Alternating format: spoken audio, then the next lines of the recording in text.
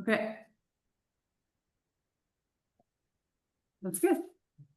Sorry to be distracting. You'll see yourselves here and there. All right, But we want them to see you, not me. that looks good. It does. If I can only figure out the Nope. sound, that doesn't look good. Yeah. Hopefully you can hear us. We can. Good. Some weird stuff happening on our screen, but we'll manage. Okay. Okay, well, are you able to see the presentation screen? Yeah. Well, Martin, what's going on? It's Uh, probably on our. It looks like it's a little slow, like the TV is probably on a bigger resolution. yeah, And the data is fine.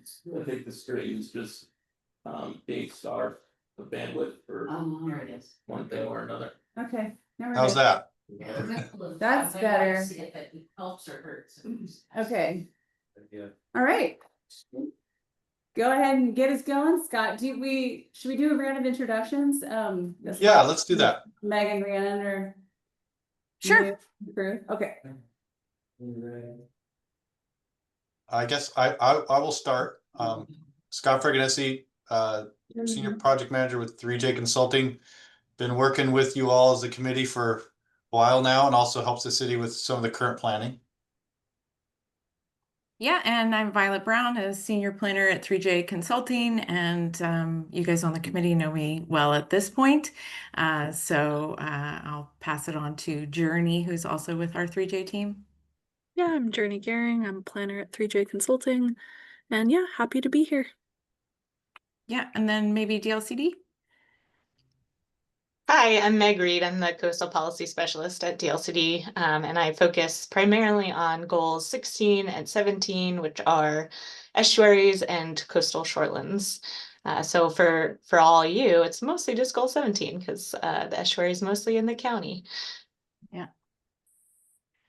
And I'm Rhiannon Bazor. I'm the Coastal Shore Specialist with DLCD, so I work with Meg, and I focus on goal 18, which covers beaches and dunes.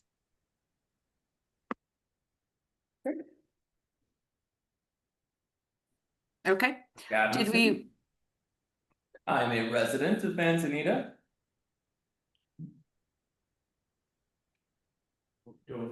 Yeah. Hi, Brian Sand, also a resident. Linda Kestner. Ditto. Captain Stock, I'm the mayor and a resident. A resident. Connie Burton, a resident. John Ryman, second home resident, and I'm a resident of the Dune Association. Patrick Johnston, part-time resident and second homeowner. Linda Kozlowski, president of city council. Hi, May. Okay, back to you, Scott. Okay. Well, I'll give you guys a little bit of an expectation of what we're going to do today. Like always, we'll start with the kind of project overview. Where are we in the project? What have we accomplished? What can we anticipate coming next? For today, the first thing will be to go back over the community vision. We've made some changes since last time, and we'd like to, hopefully you've had a chance to see that, and we can go over what changes we made and how we want to talk to the public. I know there are some ideas about how we should engage, so I want to make sure we have plenty of time to kind of craft that engagement. And then we'll move into an overview of the public meeting, the Summit 2 that we're going to have scheduled at the end of September, at which point I have a kind of spot for our wonderful reps from DLCD to kind of give us a little bit more of an intro in terms of what they do and how they might see working with us on this project and what they can kind of help us out with in terms of the lift around coastal planning. We'll go through, I've made some edits to the PowerPoint that you saw last time in terms of taking your feedback and then also just trying to make it a little bit more digestible in terms of like a big group setting where people aren't going to have like the screen right in front of them and can read all the text that we have. So I've made some edits and I would love your feedback on that as well. We'll go through an activity that we have planned. And again, hopefully, again, you guys are our first chance to sort of show this stuff to a public body and get some feedback over whether or not you feel like it works, whether it has enough detail, too much detail, things like that, so that we can sort of tweak it before we actually go live with it in September and connect with the public around the coastal chapters. Then we'll kind of wrap up with what are the next steps you can anticipate. And then as always, we want to give some time at the end for you guys to kind of give us any non-agenda item questions or ideas or concerns, and make sure that you have some time to address any of those issues that we have not put on the agenda for you for this meeting. So for the project overview, again, the housing work is not fully complete. It's still going forward, but it's a bit on a different track. And we're going forward with the comprehensive plan update. So that's sort of that fork in the road that we're still sort of navigating. So we're here in August, as you know, we're working on this month. We have just the PASC meeting scheduled, but then next month there's a PASC meeting and the public meeting. Again, this slide is similar to what you saw last time in terms of how a vision, and this is going to be hard. So I'm glad that all the slides, I can promise you guys sitting all the way across the room, can't tell what the TV looks like, but I can promise you all of the slides that have a lot of text are repeats from the last presentation of me just touching base again. So these are slides that you've seen about how we put together the vision in terms of the feedback from the community, putting together preliminary vision, getting feedback on that, and your feedback on that specifically, and then coming back with sort of a more finalized copy of the vision. And at this, what we need, and I've told sort of we are now sort of moving forward in the process. Now what we need is the larger public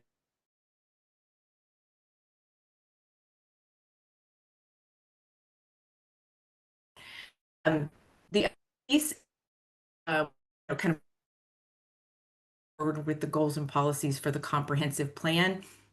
We did hear what you guys, the feedback that we got last, and plan to start policy sort of digestible for review, and two that are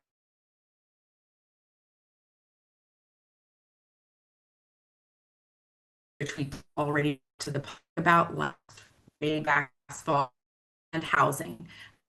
Because so much work has been done on that, we really feel as the team that we're ready to start putting pen to paper and drafting goals and policies so that we can get it to you and so that you can start sort of processing the language, vetting the language a bit, and discussing those goals and policies and whether or not they resonate with what you feel like we've heard from the public and are updating appropriately the goals and policies that are already existing in the comprehensive plan.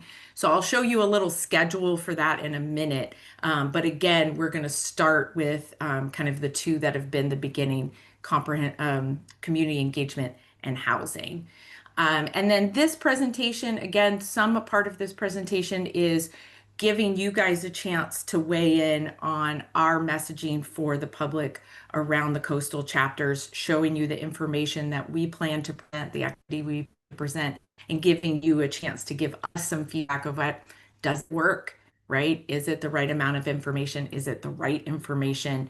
And how are we asking these questions of the public? So that's the main purpose today, again, is to kind of get that information back in front of you guys so we can feel really ready for the September meeting. So this is the schedule I was hinting at a minute ago. We're here in August, August meeting. I know you guys meet monthly. The August meeting, we're really prepping for that Summit 2 next month. But when you meet in September, what my plan is by, as we move forward for the rest of the year, is to get you draft goals and policies on at least 2 chapters at the beginning of the month. You'll have your meeting somewhere, usually I think most of them are around this time, around the 12th or 13th, 14th, kind of mid-month. And then hopefully we would then get some written feedback on those draft goals and policies by the end of that month. If that works for you guys, I think that is a decent schedule. You can give me feedback right away if you feel like that's not enough time or if this is too ambitious or not ambitious enough. But mainly it would be, like I said, starting with housing and community engagement. I also put in here transportation because you've already adopted your TSP. So I believe that getting those goals and policies from the TSP is something that we're not planning to engage the public around because that whole process has already happened. So we'll be incorporating goals and policies from there. So those are all things that I feel like we can really get started on, so that you guys really feel like we're moving forward and not sort of bogged down. So as you see, we go forward with here community engagement. I actually am considering doing transportation first and then housing, depending on how housing is going when we get to the 1st of September, because I know there's still quite a bit happening with Marcy's work. And so again, that might then move to October. Then we can move forward with goals 5 and 6, open space, scenic and historical, and then air, water, and land resources. And then sort of finishing up 2025 with natural hazards and the coastal chapters, which will have been engaging the public in September around. So I think come December, we'll be ready to really do some goals and policies. You might be asking yourself what's left. That does leave, let me click forward. It leaves recreation, economic development, which I feel like sort of go hand in hand a little bit for Manzanita. That would make sense to kind of try to put those together at the same time. And then public facilities, energy, and urbanization. And that I think would be a really doable chunk of goals and policies to attack in the spring. Where we have, and if we go back a second to this here, you can see we have a final plan rollout starting in April. Again, we can discuss how that happens, whether it's one big plan or if it comes out sort of in chunks or not. And we do have 2 additional public meetings. One I would envision involving these remaining issues in terms of economic development. We would like to have at least one meeting where we address these last few statewide planning goals, and then have a final meeting where it's engaging the public around an entire plan. So that's kind of our thought. I'm going to pause for a minute and say, does that feel like kind of more in line with what we were maybe talking about last month about giving some chunks and letting you guys really start to work on goals and policies? Yeah, Linda. Yeah, I'm really happy to see the work being spread out. I'm kind of curious. We were gonna have public summits about these other goals as we went through, and it sounds like been a shift there. No, I'm thinking these make sense. Again, public facilities is pretty straightforward, particularly once we've already handled sort of like updates on transportation, updates on land use, things like that. We'll have already talked about sort of open space. So in my mind, and urbanization, those tend to be very, very straightforward in terms of how and when any updates to the urban growth boundary may or may not occur. Those policies tend to be pretty straightforward, which is we're going to follow the state rules around this. So I feel like we can talk about those at the April meeting, and try to put them together in a way that like economic development with the recreation, outdoor, the way that the recreation is really taking sort of open space and parks, which we've already talked about. It'll take beach access and things we've already talked about and sort of discuss it in the way of like what else is there, and in terms of making it more formal recreation activities, which I think sort of dovetails nicely with economic development and tourism for Manzanita. So that's the April meeting I'm envisioning. Okay, that's And I just had more reading there. I saw like September, October, November summits. I was like, yeah. Yeah, so that's what I really tried to give a lot of thought to. I don't want to write goals and policies and start putting goals and policies out there when we haven't engaged the public, right? That's in my mind, that's not what we're here to do. So we really sat down as a team and thought, what do we feel comfortable doing? Obviously, I think community engagement and housing and goal 5, which we discussed and will continue, goal 5 will continue to discuss as we move forward. But because again, it kind of fits with recreation and economic development and things like that as well. But again, it's what do we really feel comfortable starting to draft?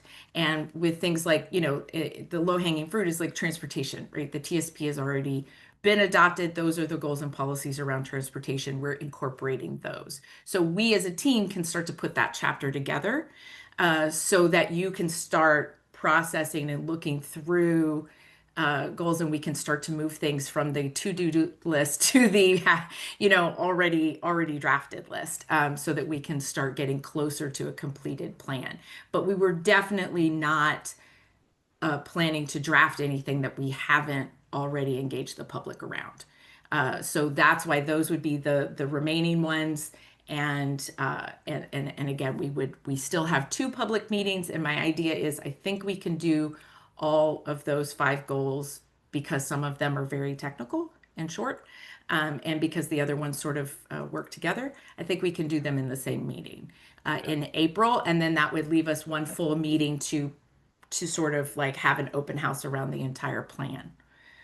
Hey, Violet, I just wanted to jump Yeah. in on one thing, and I think I just wanted to clarify transportation specifically, because that went through a 2+ year process with a lot of public involvement, and through actually, I'm not sure that we formally adopted all those policies, but it's at least begun. But either way, those policies we're going to have less flexibility, if very little, if you will, in kind of changing and updating those policies.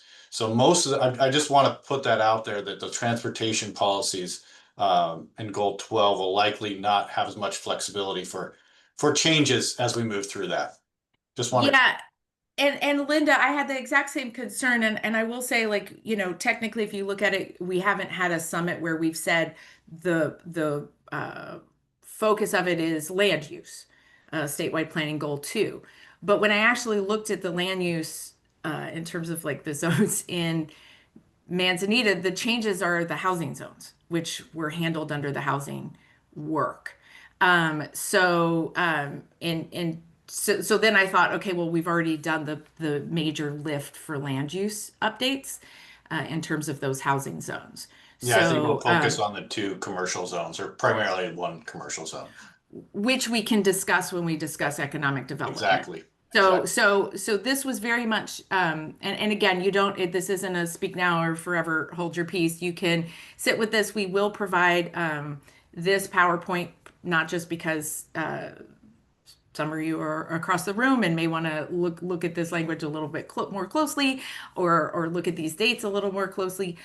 We will provide the PowerPoint so you guys can look at it and give us some feedback. But that approach is sort of like giving you guys a chance to really kind of work through the goals and policies and in a manageable way, I think, and really start to chip away at this task and get us to adoption on time, which I think would be lovely. So speaking of moving forward, community vision, the changes we made were to reinforce the language around that this is a 20-year vision and incorporate that in more places throughout the text. And that the vision will be subject to regular reviews to stay updated with community needs. We did update to make sure that the tone and the text was all present tense and illustrating future change in the way that you guys had picked up. We sort of had one of them that was a little bit wonky. And so that one's been fixed. And to pull out statements to be kind of their own standalone focus areas instead of kind of putting things together. So what we were thinking of asking the public was, are we on the right track? In my mind, that sort of could be a like strongly agree to strongly disagree sort of question in terms of question types. What part of the vision resonates with you the most? That we could have a multiple choice question with the various vision statements to try to see which were resonating the most with people. And then is there anything missing? Can be an open narrative response where people can type their own answers and not, we'll have to have a character limit, but because of the format, but people can be free to kind of like give us some feedback in their own words. And I know, Linda, you'd sent out an email kind of spurring us on to kind of come up with some maybe questions or, ranked questions. And I think mostly the thing that I wanted to make sure we do at this agenda item today is just make sure that everyone's comfortable with where the draft is. I'm pretty happy with it. I think it's pretty darn good and ready for public consumption. So that would be kind of be the first question of y'all. And then the second would be, are these questions right? Or did you come up with other questions that you think would be relevant for the survey when we go out to the public? Thoughts?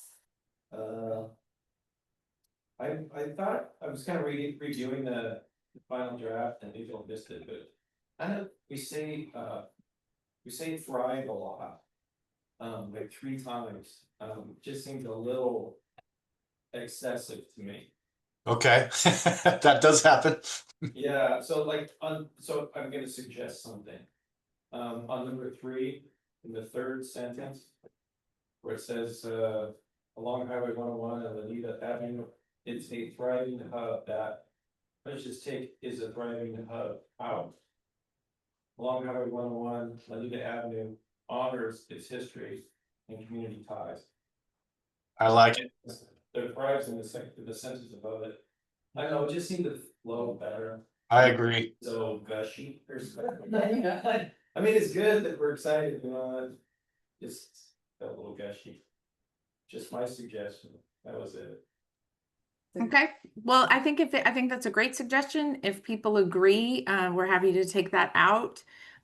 If we do that, are there any other changes that people want to see before, or can we get the green light to put it on the web? Yeah.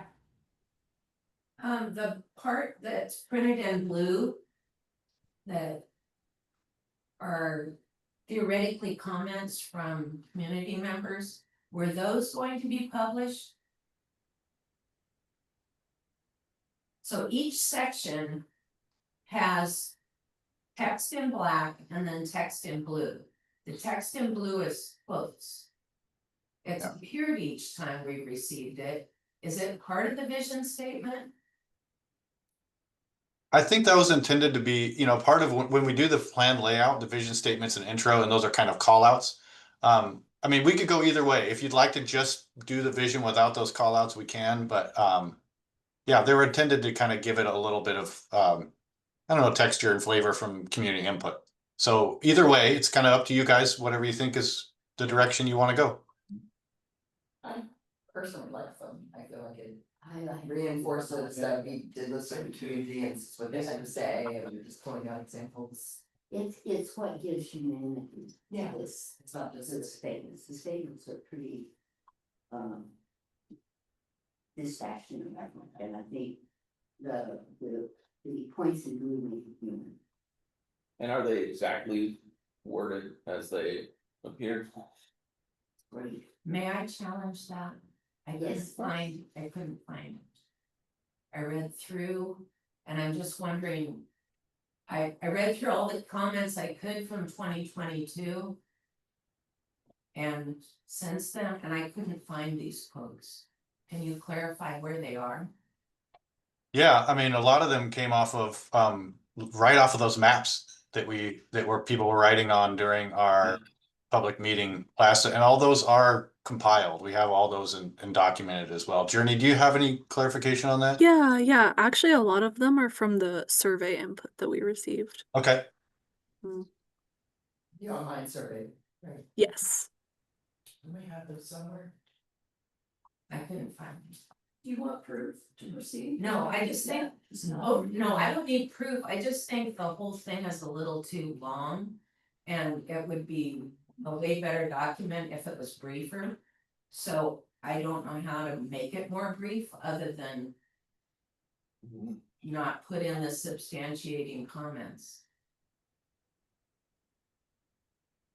One way we might be able to do it is just the formatting on the webpage. I mean, we might be able to have the vision on one side and then these comments kind of just as call outs on the right side.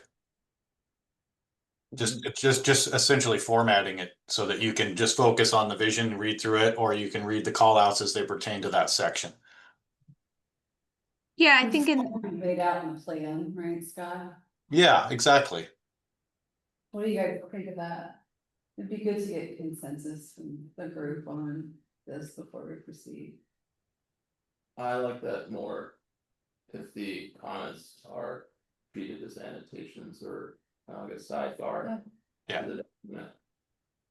Yeah, yeah, I think there's a way to maybe put the comments on the, you know, when you go to the web, the comments more on the landing page around the community engagement and how the vision happened. And then when we ask the questions, have just the vision statements so that people can see just the vision statements and then answer the questions in the online survey about it. totally. Yeah, I like that. What do you guys think? I like that. Connie? Go ahead, Pat. You were talking about sidebars and comments. Right, isn't like, When, and I really like that. I think the key to getting people to read this document will be making sure that it's within one page or maybe less. And so to have a critical section that you can read through pretty easily, and then have these other ones be in color if you want to push tabs. The longer it is, I think the less we're probably gonna get readers definition. Cool. Imagine that the 3J folks have written briefer ones for other municipalities. And I would hope they would think of ways to print it down. I just think it's too wordy. Yeah, to just That may just be me, and that's fine. I feel like this is the one chapter that's setting the tone, and it's the one thing that really is going to make people buy it or not. And if they don't feel like they have ownership of it, because they don't see their own. I agree with that. I agree with that. Yeah, so how can we present that? Have In it, a way that we can maybe have it be part of the summit, that we do a little section. And 10 years from now. Right, but if at, say, the next summit, we do kind of like we did in 2022, but in a very effective, efficient way. We're creating a vision, help us do it for X number of minutes. Select maybe the post-its. I've thought of a couple strategies, but I'm not in charge. But I don't believe this is our vision. I believe this is a vision that was written for us, and I think it's too wordy. So I strongly disagree. And if we do the call.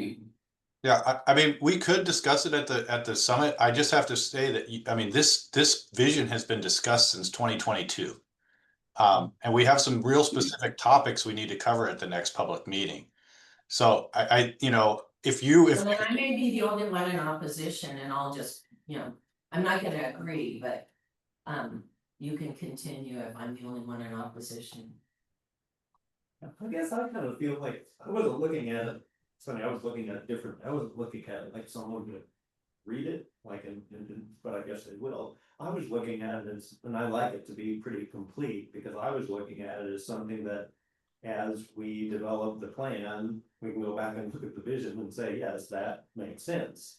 So the more complete it is for me, the more I feel like I can compare it to the work we're doing. And I would like getting it out to the public, it's a separate conversation. And I don't think we haven't said yet that we're not going to be presenting this in a specific way. We're just talking about. The presentation of the vision, and then we're gonna talk about the mechanics of getting it out to the public separately, right? I think so. I think a lot of this presentation, I think that a lot of the wording here might be overwhelming us. From what I think the critical piece of this is actually the sentence that's built from the bolded text. Yeah. Rather than the extra text that describes each of those items. So it's by the year 2045, the city of Manzanita has strong community support, comma, housing for all, comma, vibrant economy, comma, natural environment and recreation, comma, diverse neighborhoods, comma, and transportation options. So like that's the vision. We have the official explanatory text, which is the black text following, and then it's backed up by comments. So if we could. Maybe highlight the bolded text more, that it comes together as a statement. Of the vision. Which is backed by the details we've included. Would you all agree with that? Like, do you believe we took those bullet points and put them into a sentence, or the bolded points and put them into a sentence like you suggest? Is that the summary of our vision? Like, and one thing that I have a hard time understanding is what the word diverse means to you all, so that we can share what diverse means to the community whose vision we say it is. Like, when I read your paragraph, I'm not sure if you're saying we're diverse now, which will let, there might be some confusion about how people might define diversity here. But I'm not sure if we're trying to say we're trying to become more diverse culturally, or if we're saying we're super diverse now and we're going to try to keep it that way. And if that's like the lead sentence of our whole thing, we might want to make sure we understand what we're trying to say. Like, Sure. you adjusted the wording to be future focused. Right, I think demographically, we're not diverse, you all know that. So I think we did that. If that wasn't accomplished, let us know.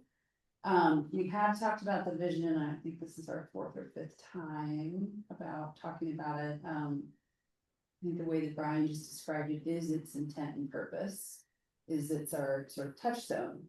As we go back through, if you think of the vision, that's where all the policies and statewide goals we're trying to get us to. And so I appreciate the desire for simplicity, and I think pulling out the text, as Mark suggested, as and I think somebody else did too, as a sidebar, and we display it visually on the website, makes sense, but the content, because you have like page 1 is to help people who haven't been as involved as all of you. Like, what is a vision? Why do we have this? So that is kind of that explanatory, like the introduction to the vision, and now here's the vision.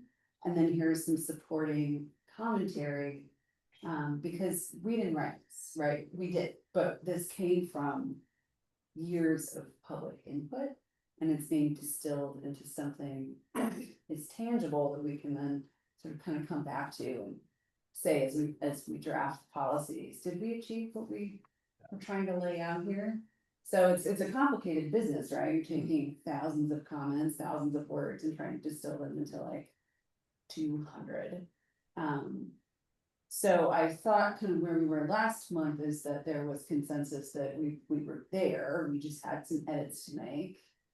I want to make sure that before we move on, that that's still the case. And if there is disagreement, that's okay, but we disagree, we commit to the outcome. So we don't say this thing is not what we want, they say, this is what we reached consensus on to move forward. So I think that's a really important, because this isn't also your vision either, right? This is our community's vision, but you are part of that filter to help us take kind of what we heard from everybody. The team kind of distilled it down. We've had 3 rounds of feedback from all of you, which has been extremely helpful. And now we're here. And what we're asking is how can we is it ready? And the feedback on how to display it is great. We're planning to put it out through a survey, which is one of the kind of key outcome we want today, which is, are these the right questions to ask our community to get a good sense of like, did we get it right? So that's, we maybe recenter around that and just as a group talk through, does the vision reflect, is it ready to go? When do we ask them? We will ask the public. So are we asking them at the summit, or are we asking them before? No, so I think the email Linda sent out is we are hoping to, like I just said, putting it out as a survey like tomorrow. Like that's what we would like to do. And then the goal would be kind of put it out for 2 weeks. And then the other thing that Linda put out in her email to folks was I would like Linda and someone else to come and present it to the city council. And then also what we can of the feedback that we get from the community. So as to say, here's what we came up with. And whatever those outcomes are from what we hear from the community, so that we And then we have opportunities this next 2 weeks too, to maybe table at a farmer's market or just walk around the Yeah. community and talk to people about. Yeah, I got postcards, so let me figure out. Postcards, right? Yeah, Is there any way we could incorporate, Brian's comments really resonated with me in terms of this vision statement, because, it's really aggressive. yeah, Yeah, I mean. I would call it aspirational. Aspirational, Yeah. aspirational. Well, so is our community, right? That's what I'm talking about. But I think it's important that I just really like the fact that this is gonna be kind of our point at which we go back to and say, are these decisions meeting this Correct. vision? Yeah. And I just, that just makes a huge difference. We're not gonna do this tomorrow. No, You know, that's a it just- 20-year plan. Right, exactly, exactly, but I just think it gives it perspective. Yes. And if there's some way we could summarize what Brian said, I think that would help. Well, that is kind of page one. I think of the vision is laying that foundation. Oh, you're right. If someone read this, they're like, how are you gonna do that? Yeah, exactly. Like half the things that you asked me to do. I'm like, how am I gonna do that? We have. But like, all of the things, I was trying to be generous. I just wonder if, and this is a half thought, I wish I could just speak with a half, thought out sentence, but instead of are we on the right track, it would be something more like, does this reflect the manzanita that you want to see as, I can't say. it, Yeah. but- Yeah. So the other question I tried to come up with was, would you be proud to live here? Yeah, I like that, it's almost like. Is this the place you would want to live? Or something? Or your one, does this reflect your vision? Yeah. Yeah, because I think in some ways that's a better question than are we on the right track? Because it also sets the tone for them that it is the future. Yeah. So if you ask the question in a way, does this reflect the future? Yeah. The way you see Manzanita in the future? That's great. I would say. Yeah, I like that a lot. I like that a lot. I think you're also, Real quick, I would just say we're on the right track, and I would say if you're gonna ask if there's anything missing, you'll probably hear two things. And one is the thing that we heard over and over, and it's not in these 6 bullets, is small town feel, a village feel. We don't need to put it in, but I would watch for that. And I that's, think we do need. I mean, it feels weird that it's not, that's just me. That's true. Everybody uses that. Everybody, yeah. And the second one, which is part of TSP, and I get that we can't change TSP, we don't want to say, Scott said that we can't, we shouldn't, that we get that. But it's also TSP was created, there is a three community TSP. The TSPs focus on residents, and recreation, and trails. The thing that changed since the TSP was created was property values doubled. And I think it's gonna be, one thing that we didn't really think about back then was, if people are getting housing in these southern communities, do we need residents, recreation, and then something to help the workforce move back and forth? And if this is a 20-year plan for the future, that's the second thing that came up a lot, was the workforce, kind of like, how do we accommodate to help them? So small town feel, and it doesn't change the TSP, it doesn't change that goal, but maybe there's a sentence that says our vision might be to find a way to link these communities better for our workforce. That's a good point. Just simple, like sentence, Agree like with that. not changing the TSP at all. Is that not in the vision? It's not. It's not in the transportation part, transportation is about residents and recreation. It's But like it's really, increasing connectivity, essentially. yeah, That's fair. which might help the first. yeah, and I think you guys are really picking up on sort of the threading the needle we're trying to do, where you want to include everything that we're hearing, right? Like, like things like small town feel or, accommodating a workforce, but at the same time, you want to kind of streamline and have the statements be something kind of succinct.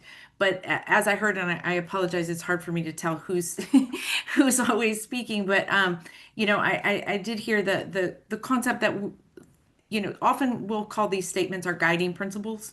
So when we go about writing goals and policies, we are checking back and say, okay, is this goal or this policy really rooted in that vision and those guiding principles that we heard from the public of where they want to be, right? Is this goal or policy a mechanism to get them closer to that, as a city? So again, it's like you want them to be kind of in some ways you want them to be robust. You want them to define terms like diversity and things like that. You want to make sure that you understand what it means, because we're going to be using these to write the goals and policies. But at the same time, you want them to be manageable amount of statements and words that people are really reading them and engaging with them. So I really appreciate this discussion, and I do think we can make those changes to the way it's presented and to these questions based on what we've heard today. Well, I'm rereading this now, and I'm seeing the last sentence of the transportation says, this sense of accessibility extends beyond leisure, quality transportation options, ensuring convenient commutes and strong connectivity. So, Yeah, so Yeah. there. it's it. Say it in 3 words. Why? You know, it's not, I don't agree with the bullet point kind of language. I think this is something that's important, and it deserves some words to describe it, and it deserves some words to give a feel for what we need. God help me, if I'm on the council 10 or 15 years from now, and I'm saying, what are we doing with this policy?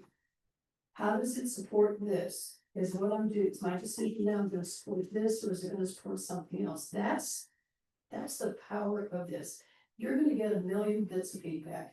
You're gonna get people wigged out when we haven't talked about what specific part of it, that'll all happen, but now's the time to kind of get it out there and let people have at it and see where the response comes from. I think you've got with a couple of tweaks you talked about today, I think you're in good shape, and I think adding the quotations to it, as Lynn just said, gives it life, and people can picture themselves saying, it's a different way to interact with text, because I can read that, but then I can say, okay, so I'm reading this, so many of us are, do I agree with that person or not? And it's a different way to internalize the content, and I think the quotes work really well for that.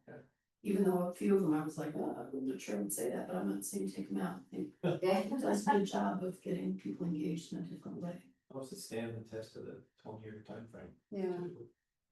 I guess the only add that I really appreciate Patrick's comment about the village nature, and if there's some way we can work that in, I think it's important, and I think most of the community does as well.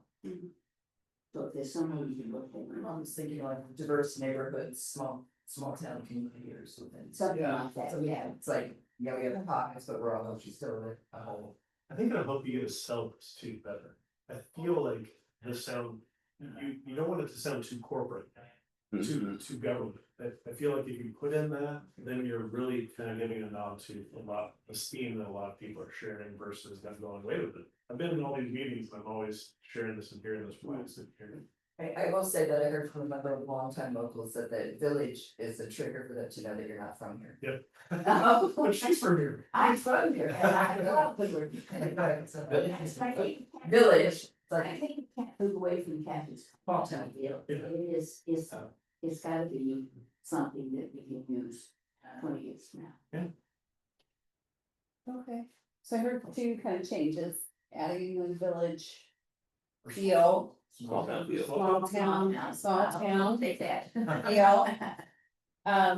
Cutting the language that John suggested. I think I'm hearing broadly that those changes would be comfortable with the layout suggestions, getting this online. I heard a great question. Does this reflect your vision for Mansfield in the future, some version of that? We scratched the, are we on the right track? The other 2, what are your thoughts? I make one wordsmith suggestion. Of course.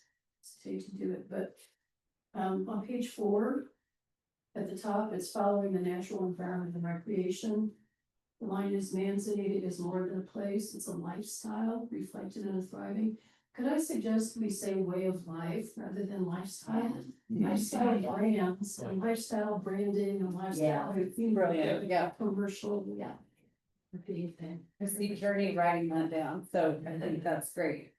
So it- I do wanna be mindful, so we have DLCD here too, and I wanna make sure we get to their bit, which I think it's next, right, Violet?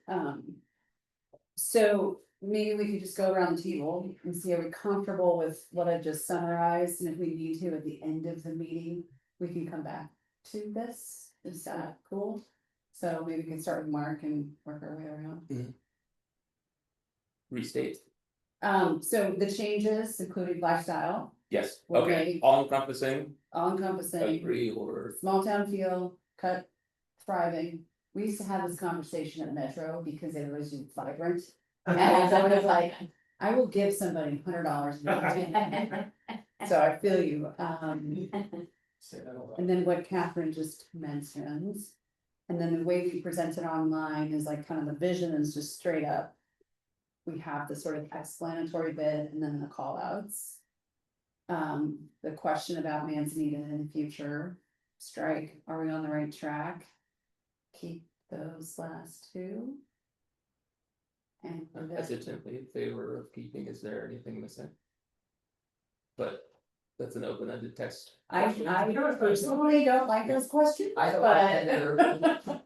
either. I'm hesitant because I don't like to ask questions, I don't want to get the answer. Said like a real lawyer. Yeah. You know, and maybe is this part of your vision is a supplement or a replacement for Yeah. anything missing? Yeah, If you so don't- maybe. I definitely don't want, are we on the right track? I feel like I don't know who we is in this case if I'm the person taking the survey That's a and which track. yeah. So what if we just did, does this reflect your vision for Manzanita in the future, and what part of the vision statement resonates with you the most? I vote for that. You vote for that? vote for that. Okay. I'm in favor of all the changes that you mentioned, plus that you just mentioned. Okay, So I no. is everyone comfortable, Connie? I'm in favor of the changes, but I think it's still too wordy, that it should be brief and clear. And it's not brief and clear.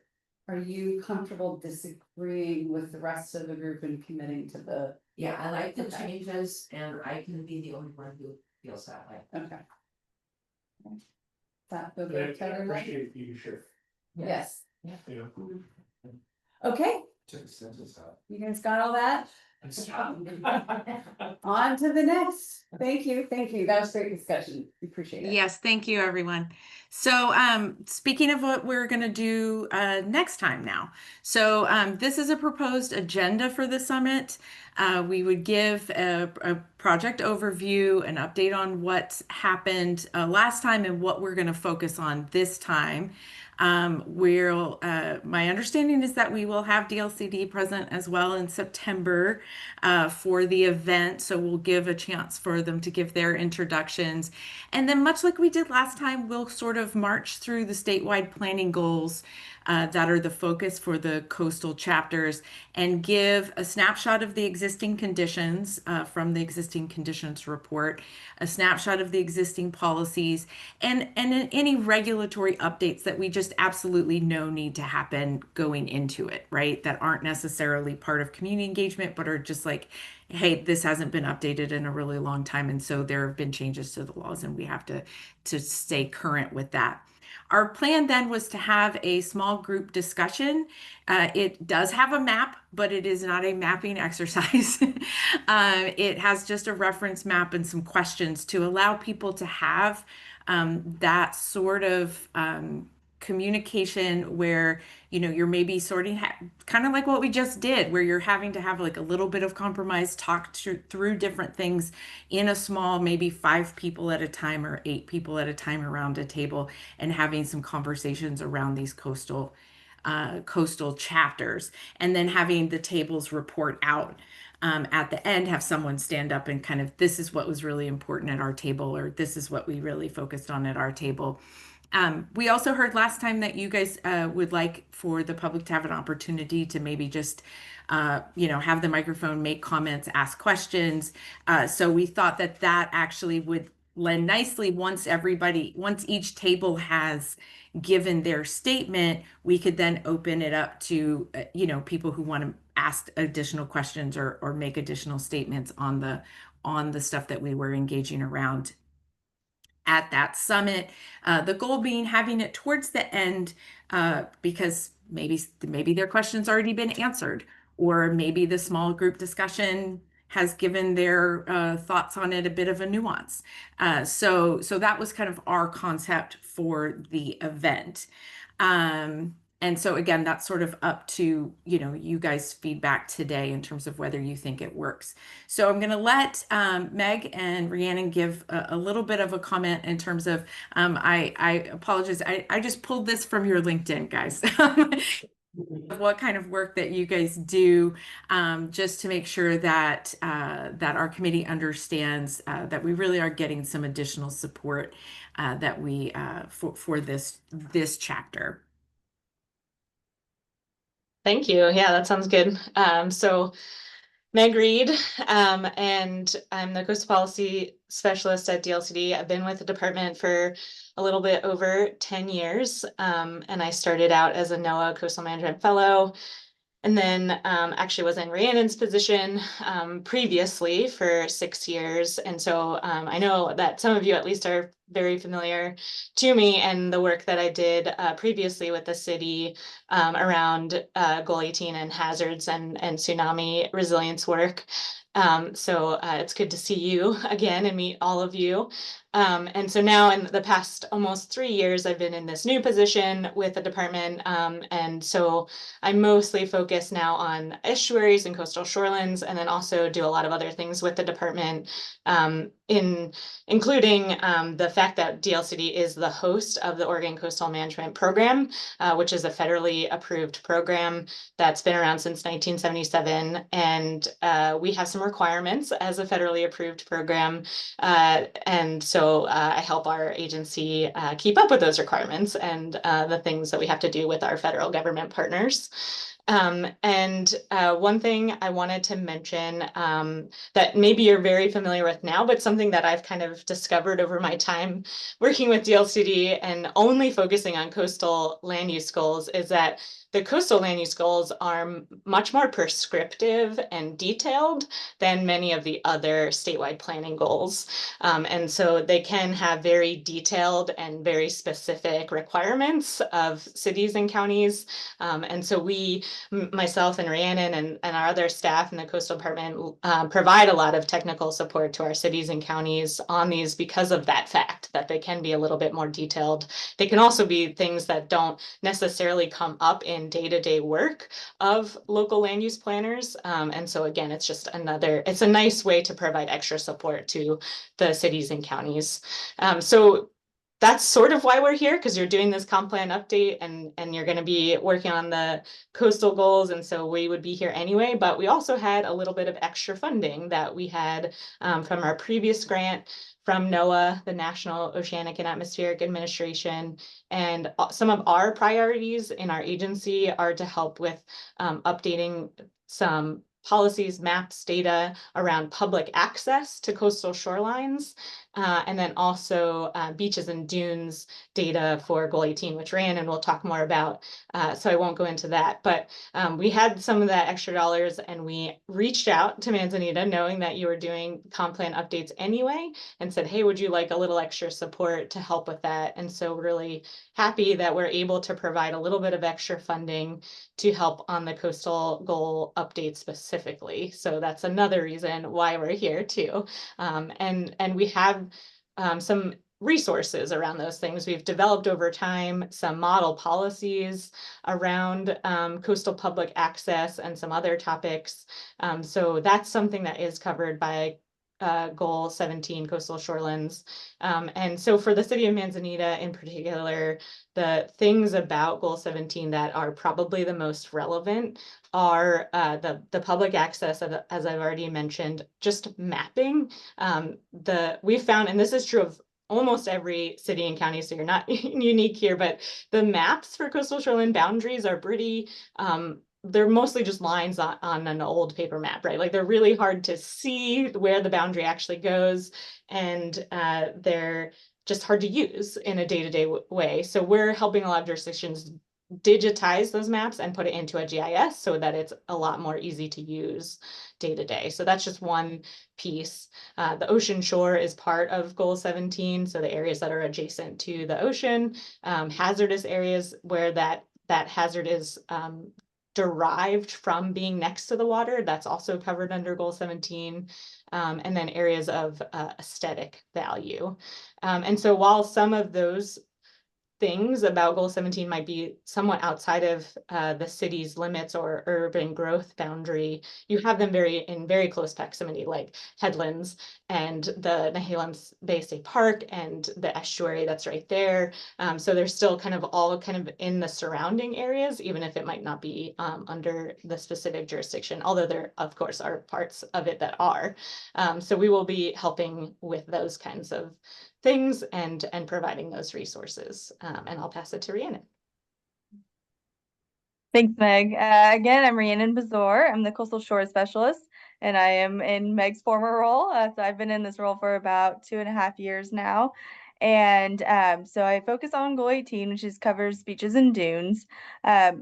Prior to starting, Meg had worked on a project with the Department of Geologic and Mineral Industries, as well as Tillamook County, to update the beaches and dunes inventory maps, because one of the requirements of Goal 18 is to have inventories of all of the beach and dune landforms, as well as the hazards, their scenic and recreational values, and be able to use those inventories to help inform the land use planning part of Goal 18.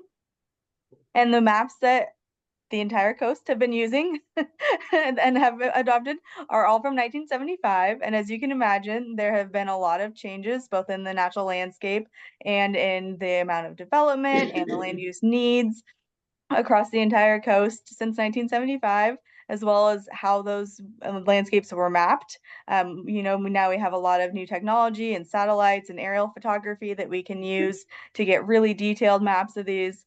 So Meg worked with Dogami and Tillamook County as kind of a pilot project to update maps, which include Manzanita, of course. And then those maps were then adopted by the county, and model code was created to help update the Goal 18 section of their comp plan as well.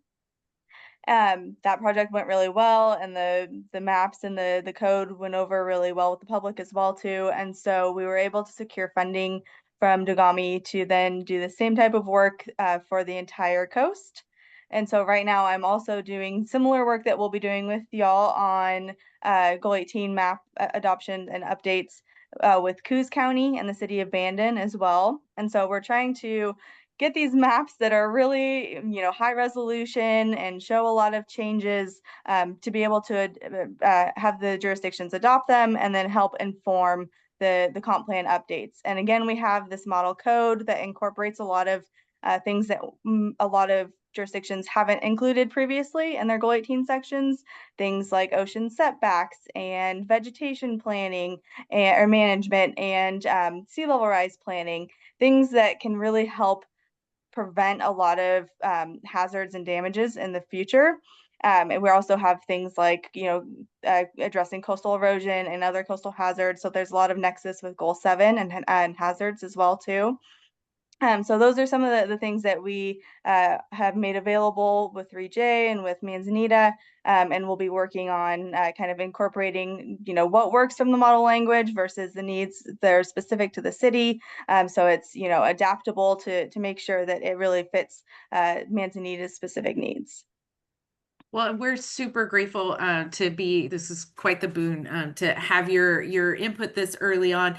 Honestly, I'm sure the committee understands having experience with local government and things, but it's, often you end up writing these goals and policies, and then like the state comes in and reviews and lets you know, like, did you do it correctly? Being able to work particularly on goals that are so prescriptive, and having some model language and being able to work alongside, I think is going to really make this process go smoothly, or as smoothly as we can hope for. We have already started to incorporate some of the data for the mapping, and you guys have in the existing conditions report that the committee has seen, we've incorporated some of that in terms of the mapping. So I'll just show.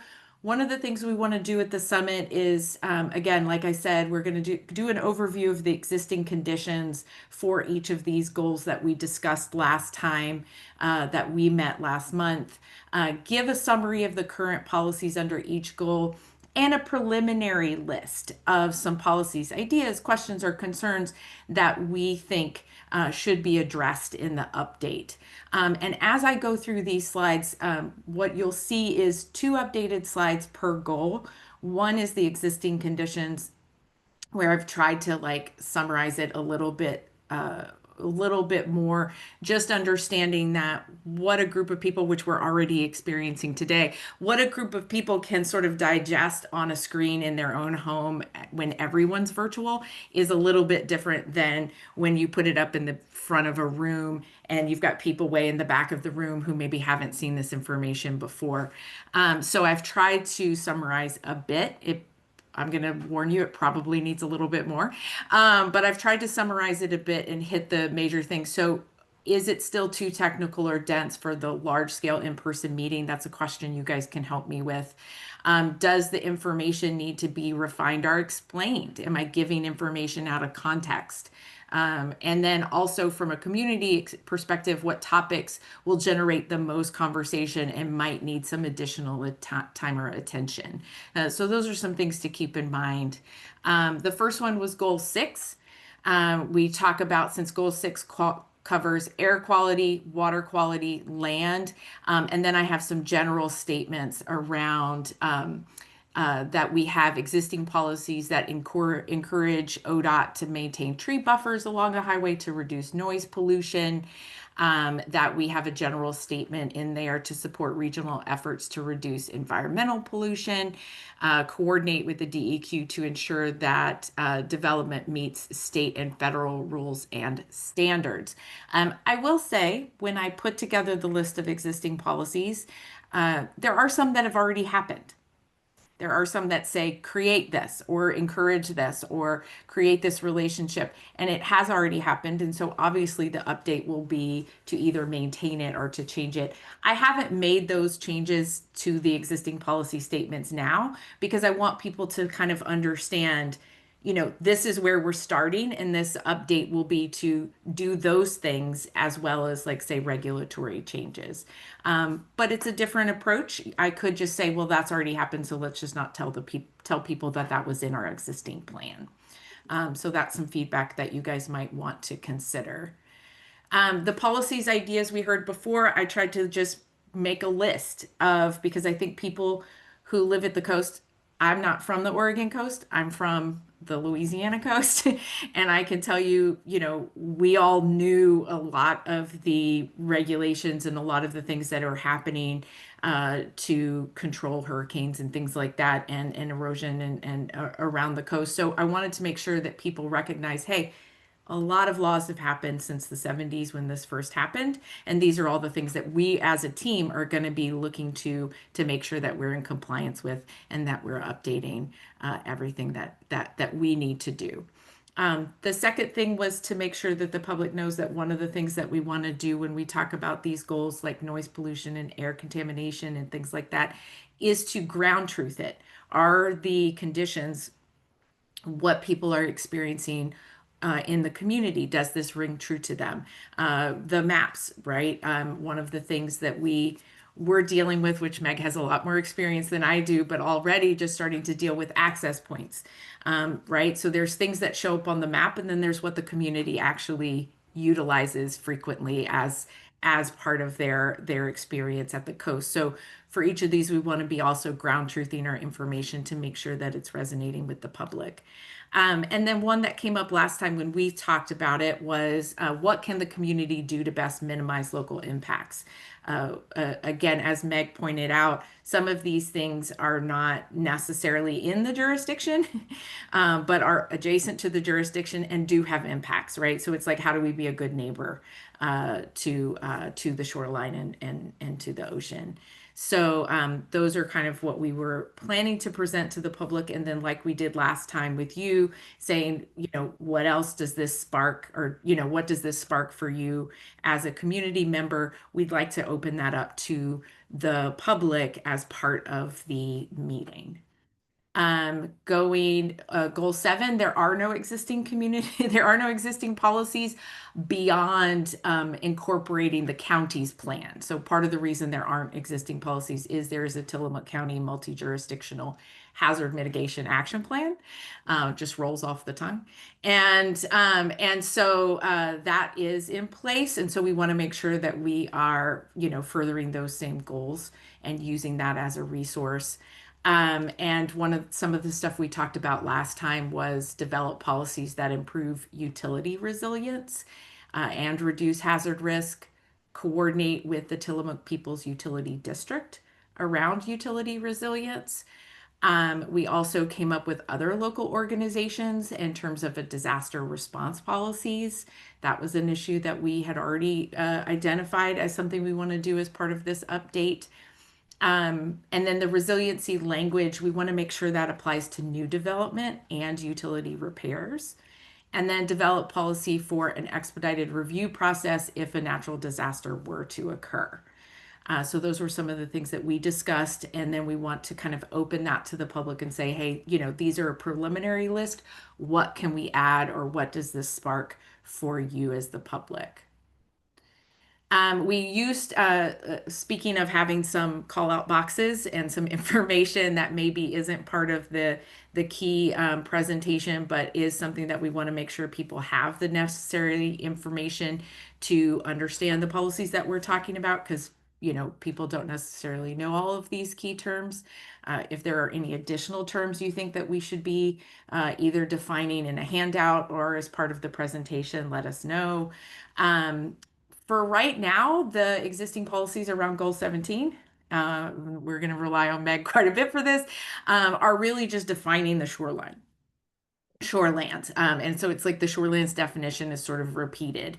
And so we want to make sure, and this is where I think letting the public know that there is some model language around this. There is some existing sort of goals and policies that we can rely on the state to help us kind of formulate. So Meg and Rhiannon, I know we're meeting later this week to also start talking about maybe it would be good to kind of put some of those in front of the public now or not. Maybe it comes out, maybe when we draft the actual goals and policies, it would make sense. And that's something I would like to hear from you guys if you think we need to start giving a little more guidance to exactly what it is that the state might sort of require us to do, or if we keep it sort of open because there's a lot of information to go through. And honestly, each of these goals is going to have things that are kind of required that we're not necessarily reviewing all of them with the public. Some of the policies ideas that we came up last time was, again, incorporating any DLCD model goals and policies under this goal, updating the shorelands mapping, and then also coordinating with Ocean Parks and Rec Department to manage coastal shorelines. That was what we discussed last time around Goal 17. And then I think beaches and dunes, I kind of have here our existing policies around that. We talk about prohibiting residential development, commercial industrial buildings on beaches, active for dunes and other dune areas. There's the beach and dunes overlay zone. And then the existing policies has some rules and regulations around specific findings and how things happen within that zone. And we talked about, again, if there's any model goals and policies that we can incorporate from our resources with the state, updating the data and engage the public around public access, beaches, dunes, again, through that collaboration with DLCD and the outreach that's already happened, updating the dunes management plan, the for dune management plan, and review policies of the city's dunes association. I have the feeling that dunes are going to be a hot topic but I've been wrong before. So I think we want to make sure that people have an opportunity to engage around this as well. The activity that we have, and I just want to get this because I know sometimes you guys have really good feedback for us on the way we're presenting maps and the way we're asking questions. We just saw that at the beginning of this meeting around the what are we missing, or are we on track? Our idea was to have a big poster on each of the tables, similar to last time, but this time the map in the middle is just for reference. It's so people can kind of locate. We do have access points and little stars, beach access point, and then safety access points located there, again for reference. And then we have each of the goals. So each table would have a poster, have some prompts around each goal. The questions, and I don't want to forget to say this, PASC members are available if you want to facilitate and sort of in an official capacity at the meeting. That's absolutely available. We can always use that assistance. If you want to just participate and kind of wear the hat of like, I'm a community member and I have feelings, I have thoughts, feelings, and ideas around this that I want to voice and be able to kind of engage around what I think as a community member and get that down. That's absolutely also possible, and you guys should feel free to do that as well. The prompts are organized by the in the four corners around the four major statewide planning goals that we are engaging the public this time. And the prompts kind of work this way, similar to the survey we were talking about. Either we can ask kind of what are your top values for Manzanita within this goal? So say it's air, water, land, and resource quality once we've presented what that means and what the existing policies are. So like, what's your main goal? Or what do you think is working well is a way that sometimes these sorts of surveys ask the question. And then you have like the flip side. What are your top concerns or what needs improvement under this goal within Manzanita? And so that was the way we kind of were imagining this happening. And then people can kind of discuss, take notes, and then somebody would stand up at the end, much like last time. And instead of them placing stickers, housing stickers on maps, this would be just discussing these goals and policies and using that poster as a way to capture people's ideas and thoughts so that we as a team can incorporate them into the goals and policies as we move forward, but also facilitate that small group discussion, and hopefully people can kind of, see that there's some compromise. They can hear from their neighbors some other, other ideas, and kind of work on coming up with some consensus on what they think. And so we would have people stand up and give their thoughts representing their table. And so what were the main topics? Just 2 or 3 minutes of like, here are the main things that our table was discussing that are really important to us, whether it's a pro or a con sort of. And then we would be able to then transition to opening sort of the microphone to a Q&A session where people can ask whether it's the city, the 3J team members, or DLCD questions around the coastal chapters. So with all that said, what are your thoughts on the event? Do you have any immediate concerns or any tweaks that you think need to happen as we move forward and start to plan for September 23rd? And I can go back to any slide that you want to see, or we can open it to DLCD to answer any questions that you guys have around them as well, now that you kind of see what we're envisioning for the event. So my initial concern is the amount of time it's gonna take to review each of these sections. And I feel like the activity being a single activity after the entire presentation will probably compress all the discussion into topic 18, regardless of whether it's considered the most important by participants. I feel like people may need to have maybe note sheets in front of them for each of the sections as they're being discussed, so they can take those notes down individually, and maybe with prompting by the presenters to take a few moments to consider each of those sections before you move on to the next section. That way, it's everyone's comments are not just all in the bottom right hand corner of the maps. Yeah, my initial thoughts were, 18's been such an emotional topic, and I'm not even sure people understand why they're so emotional about it, but they are. So I feel like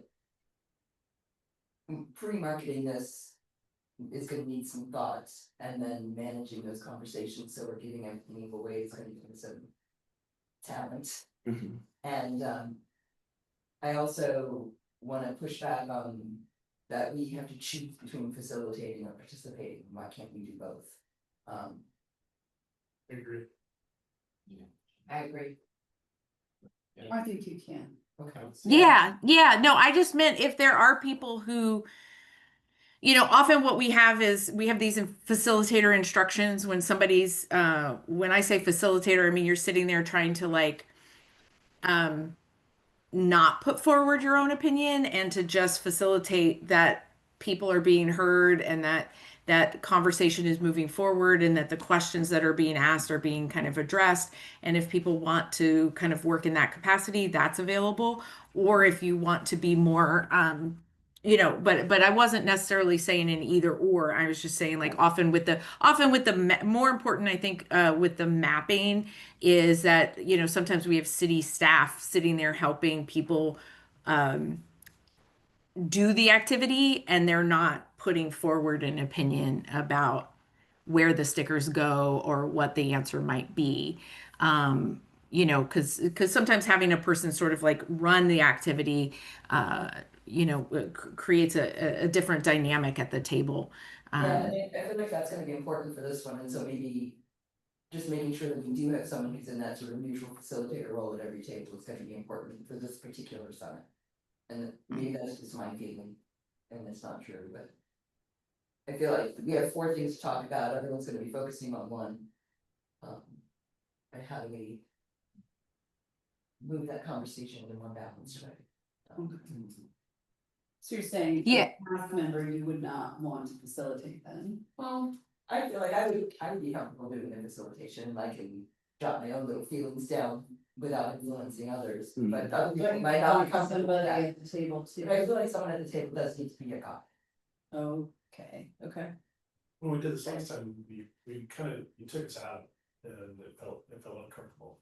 And so either we should be able to do both, or we need a partner from the city to help with. Yeah. Yeah. I would say we engaged you differently. We didn't take you out of anything, but we tried to engage you in the facilitation part of that discussion, but we were sensitive to that the second time around. Yeah.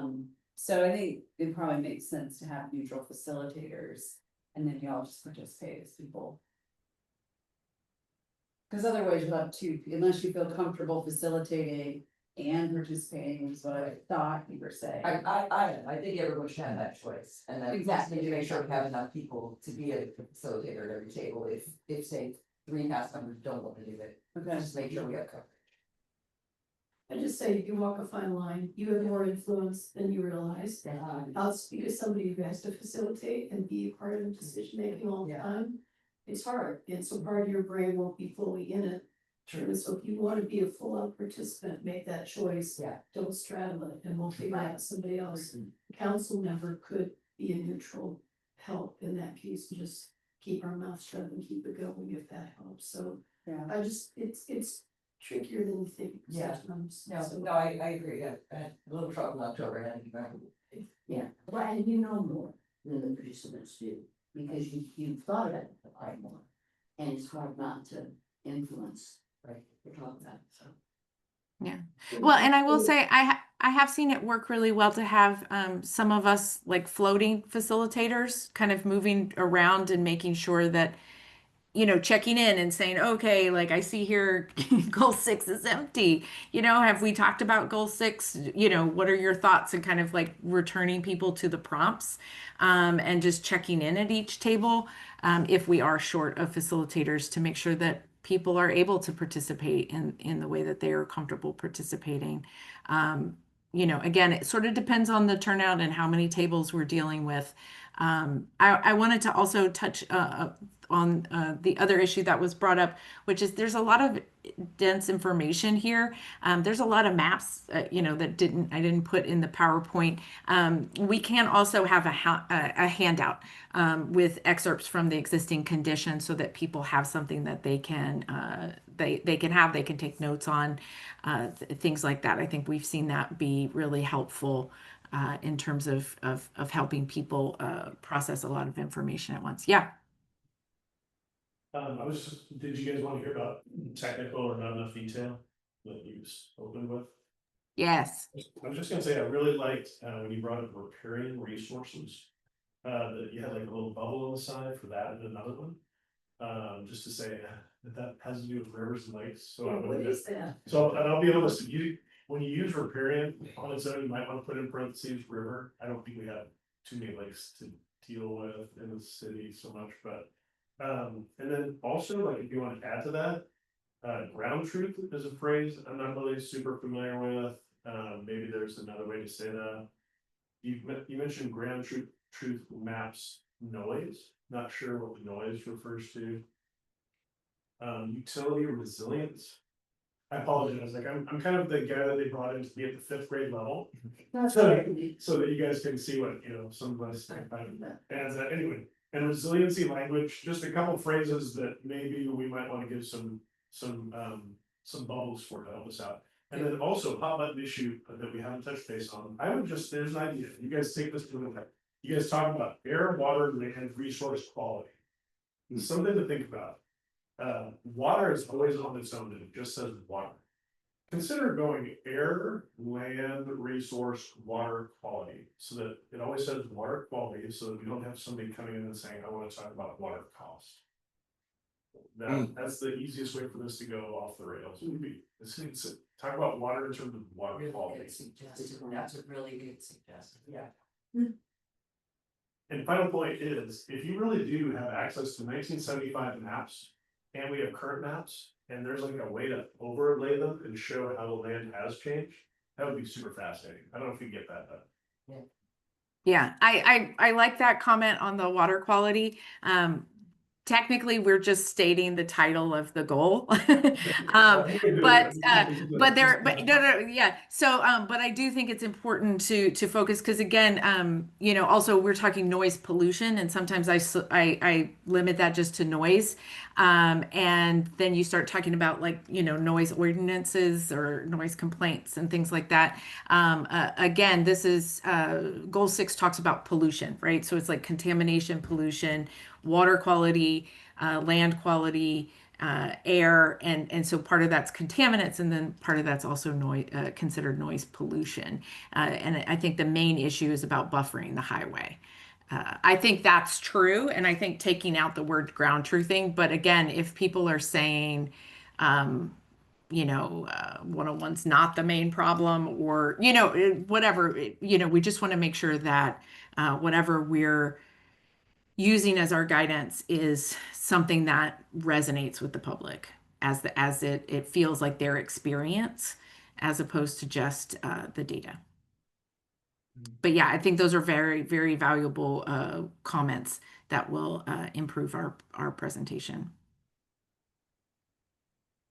And I'll just add that for the maps, we can certainly do an overlay. We can also show like a slider so that you can see kind of like as you move across the city, like how things are changing too. So we can show it in a couple different ways because it is really fascinating to see how things have been updated since the 75 maps. Yeah, if you want some humor, I'm about to go to my 50th high school reunion class of 75. I can give you my super picture. We can superimpose everybody's class photos.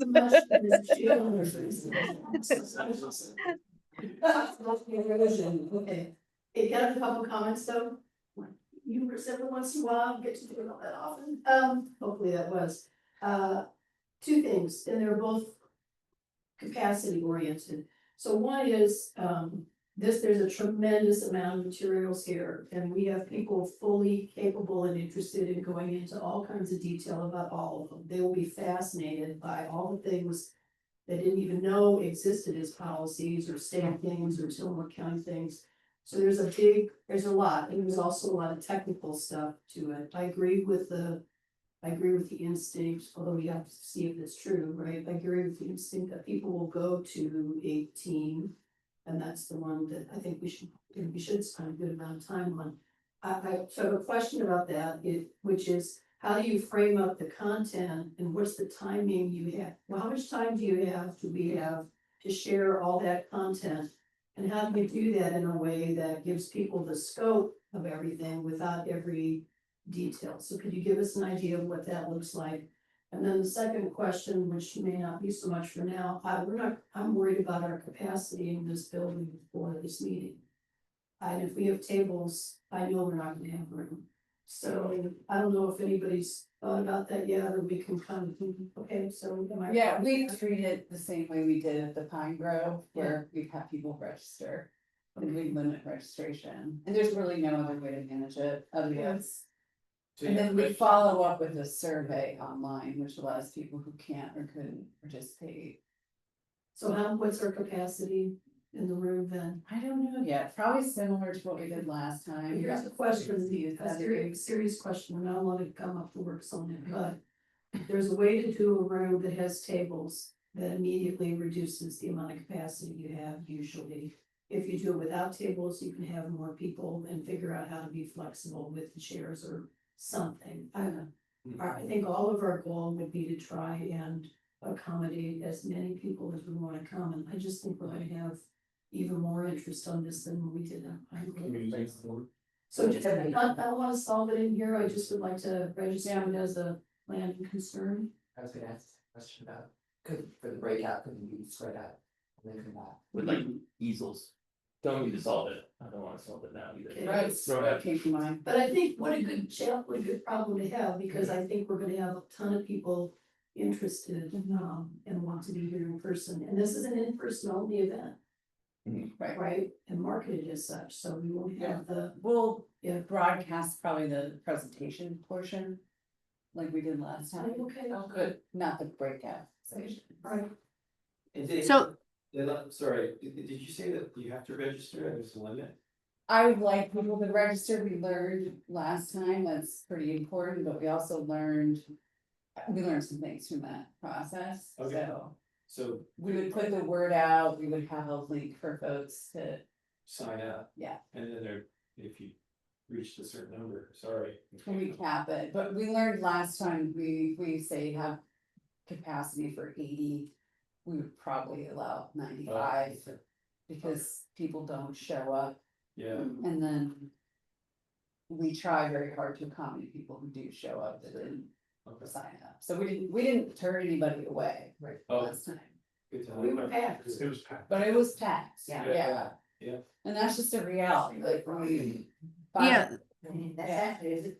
Well, that's So- safety issue too, right? Well, that's what I wanna make sure that we get our Yeah. building officials. Yeah. And building capacity is, so I'll work on that with the team, but this is a good point. So could we go back to the first response to my first question then? Yeah. wow. Yeah, so sorry, is it my turn? Your turn. Okay, so sorry, I'm having a little trouble hearing. I hope I'm not cutting anybody off. But so our thought was usually with presentations, you want to keep it 30 to 40 minutes. You don't want to go further than that, or people start to lose interest. One of the ways I'm hoping this will go is to sort of hand off to Meg for a bit. And so sometimes when you have the change of speaker, it helps to kind of break things up and keep things sort of like, okay, now we're talking about this goal. We're talking about 17 now, or we're talking about 18 now, we're talking about beaches.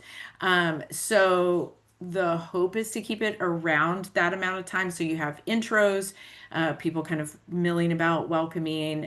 We make some comments about the overall project. Then you have about a 30 to 40 minute, 40 being if we run over, presentation where you give them sort of information and context.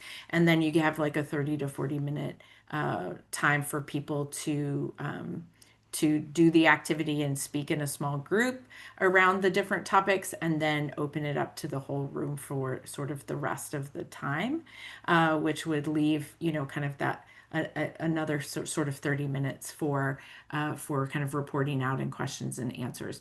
But what I'm sort of hearing is that there might be some interest in the room about doing away with the posters and the map and the writing down of the thoughts.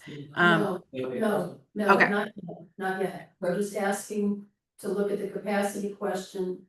And that's Yeah. followed up in this meeting. So no, I'm Yeah. not suggesting we get rid of that. It's just more thinking about how many people. So keep the map idea and just keep going for now.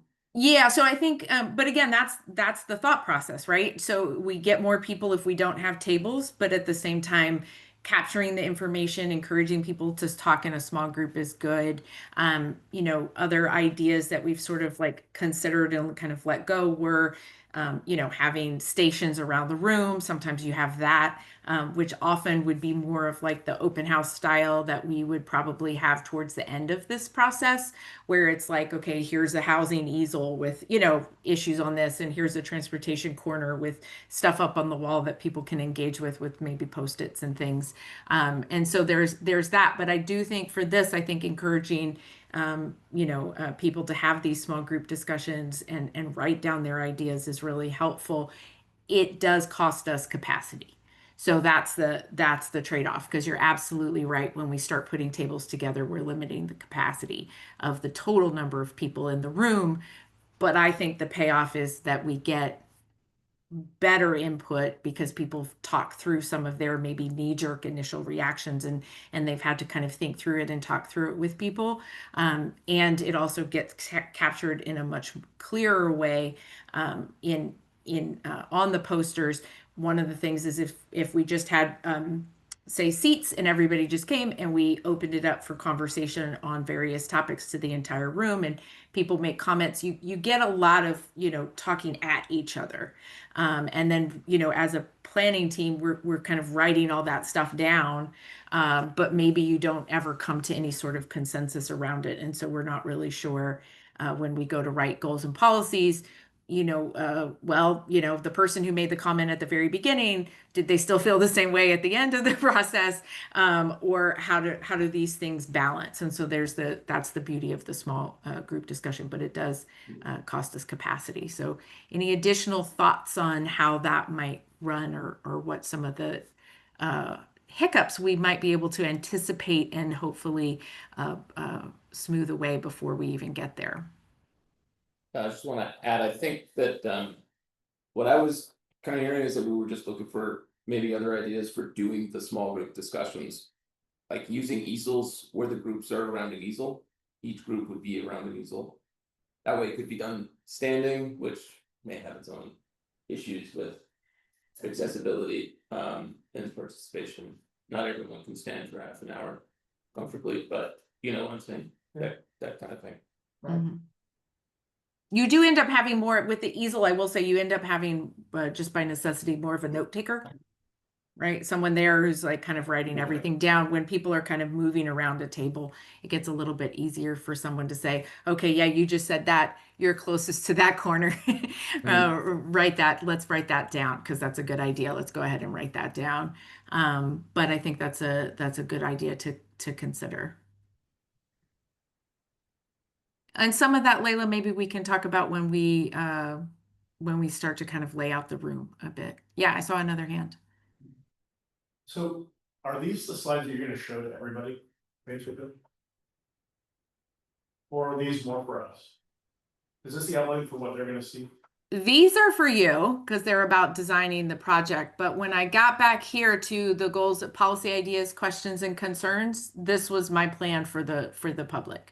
So those goals, and like this one on existing policies. So we would show existing policies for goal 17 and policy ideas for goal 17. And I would incorporate that with some of the slides that I showed you last time that were about the existing conditions. So I didn't change those.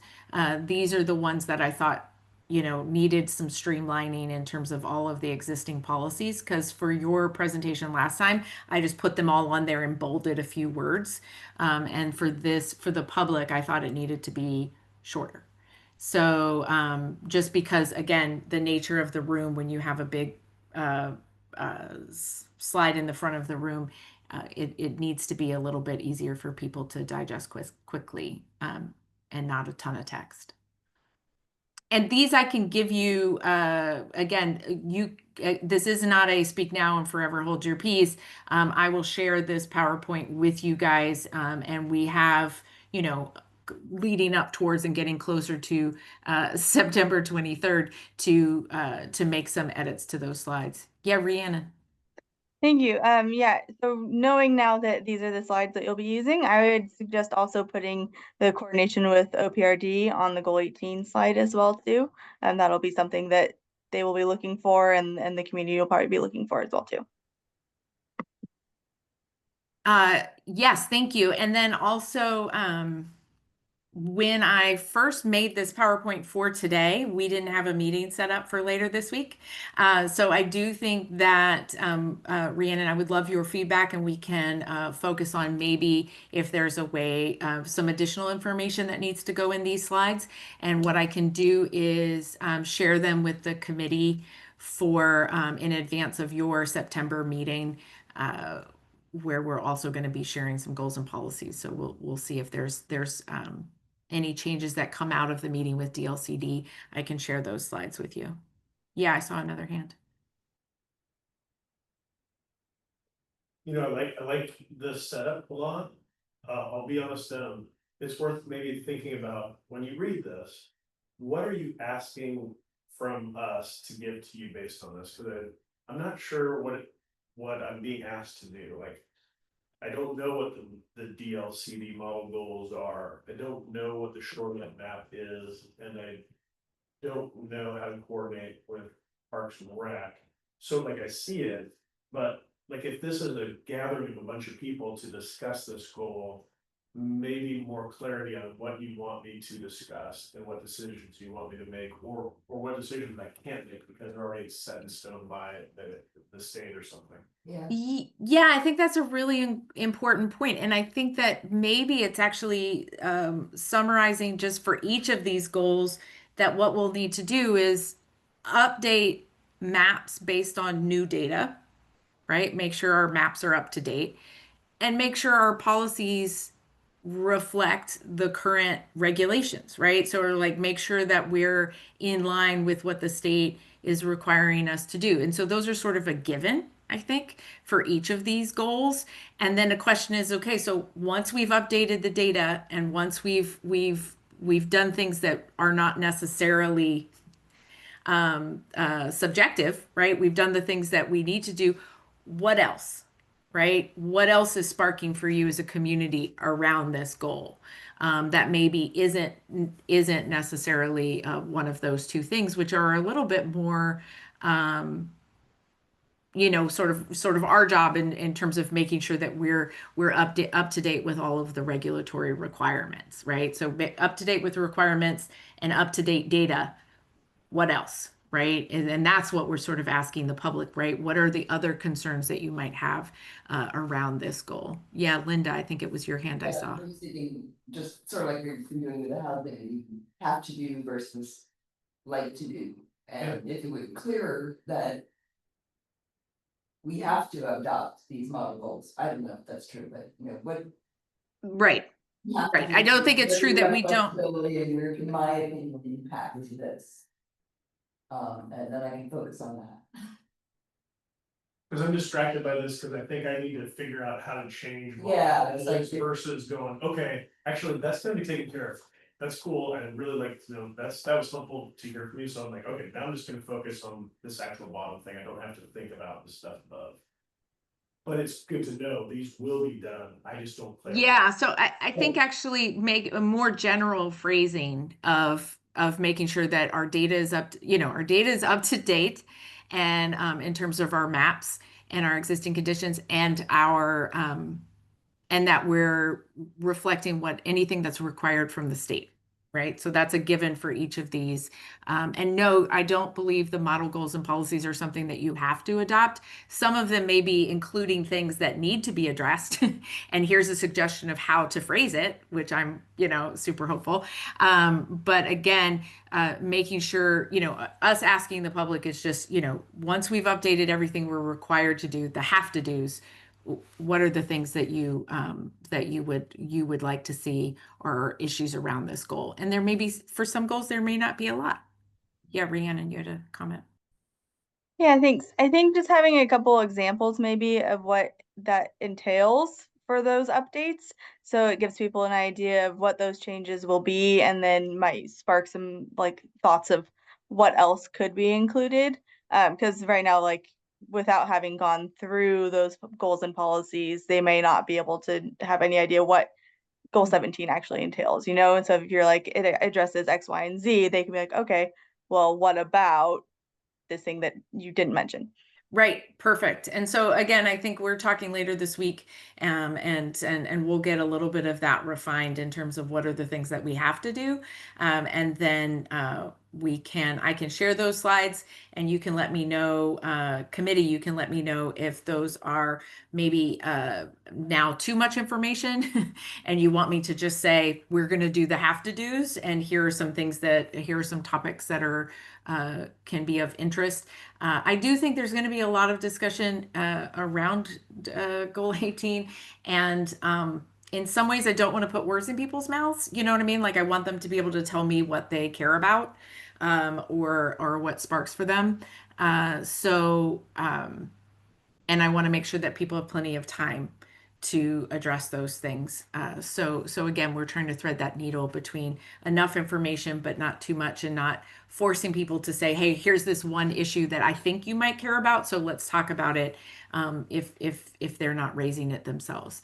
So I will meet with DLCD later this week. We'll update some of these slides, and I will share them in advance, electronically in advance of the meeting, and get some feedback from the committee on the wording of the slides. But it sounds like we're comfortable with the structure of the event.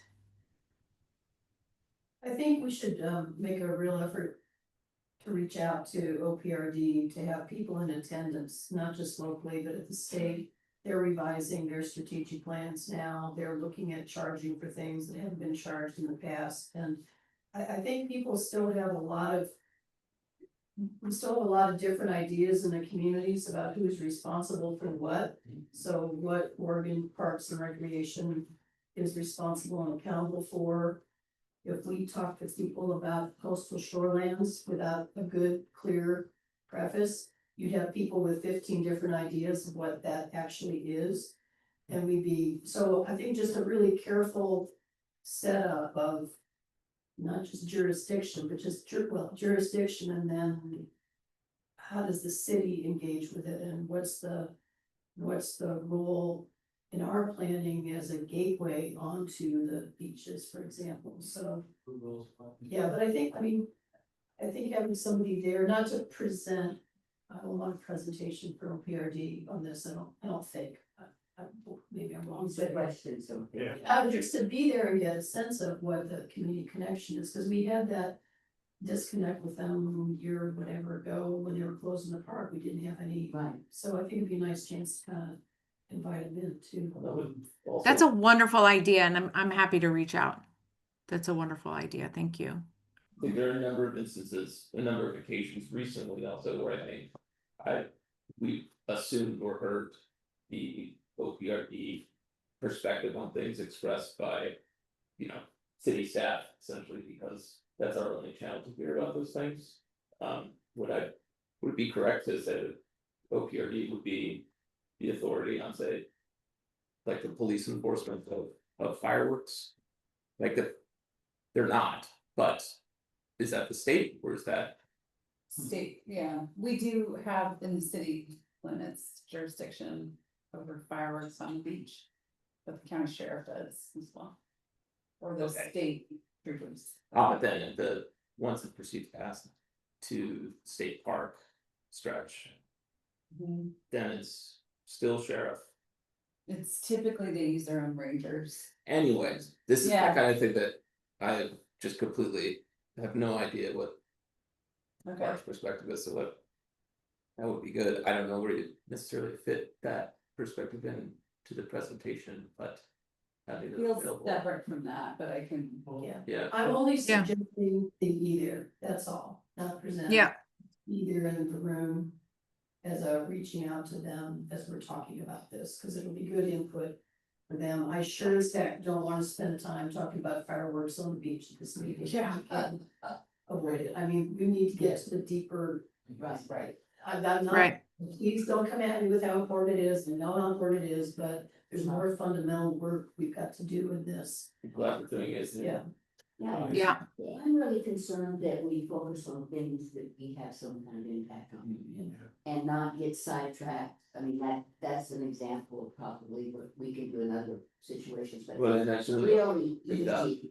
It's really easy to get sidetracked on some of these things, and to make this useful, I think we really need to stay focused on what as a community we can actually impact. And this might be too open-ended the way it is, and maybe there's a starting slide that said that we're not talking about these things today that you're talking about, just because as you come in, you don't know. Yeah. No, I don't bring it up.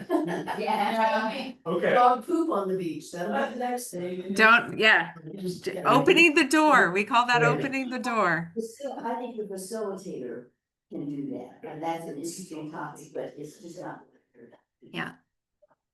Okay, well, This is like, what are your concerns about what our beach is gonna be in 25 years, like?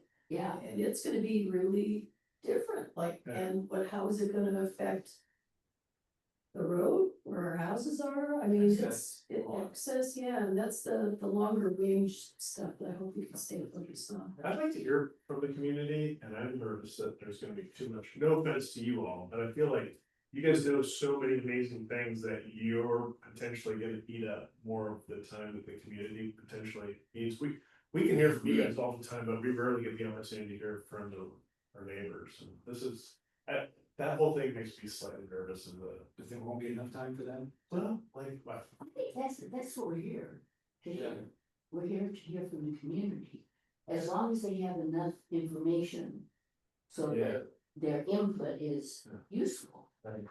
Yeah, it's getting that presentation short enough to be Just informative, but informative enough to make that time useful and valuable. Did you think the 10 slides that Violet showed was too long? Well, they're gonna add to that because they're gonna get rid of DC. With some maps, and then I think I heard Violet say handout. Yeah. My guess is, Violet, 20 minutes would be that presentation.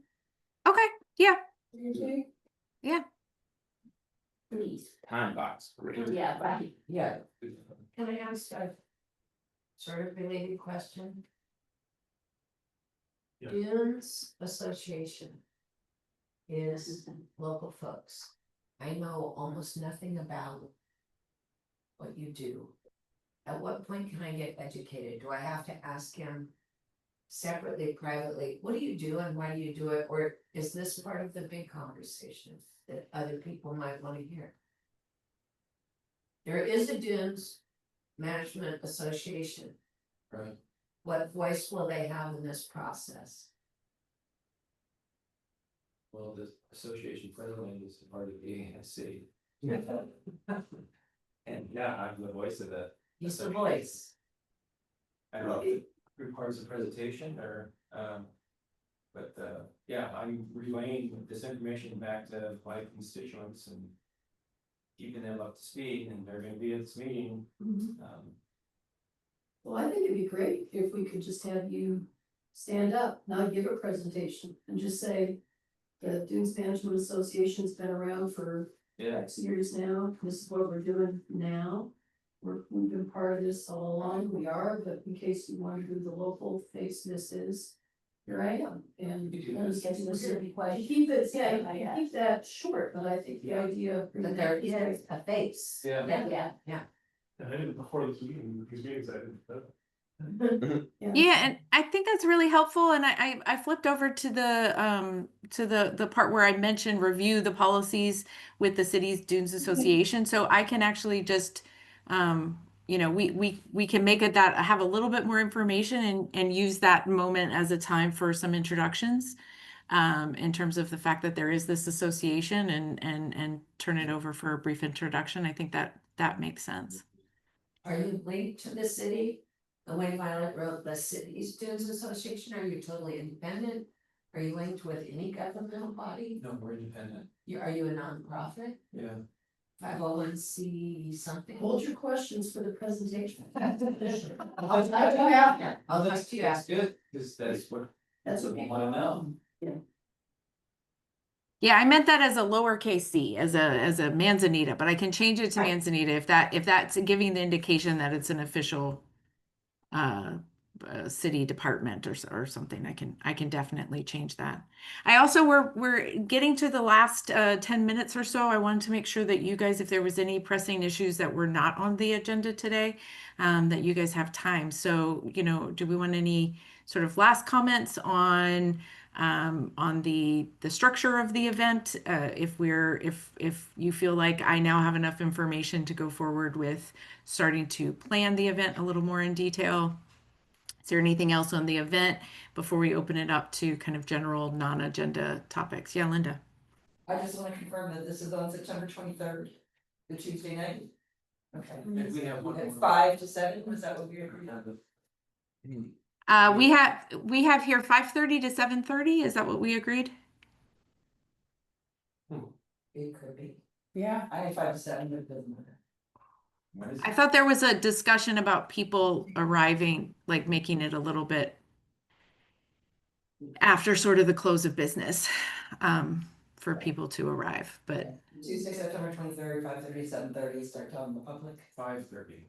Okay. Okay. And then we'll probably come early, of course.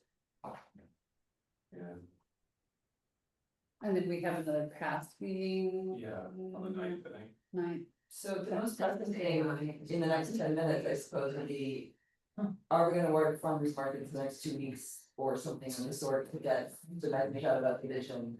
What's our plan? Who's gonna help?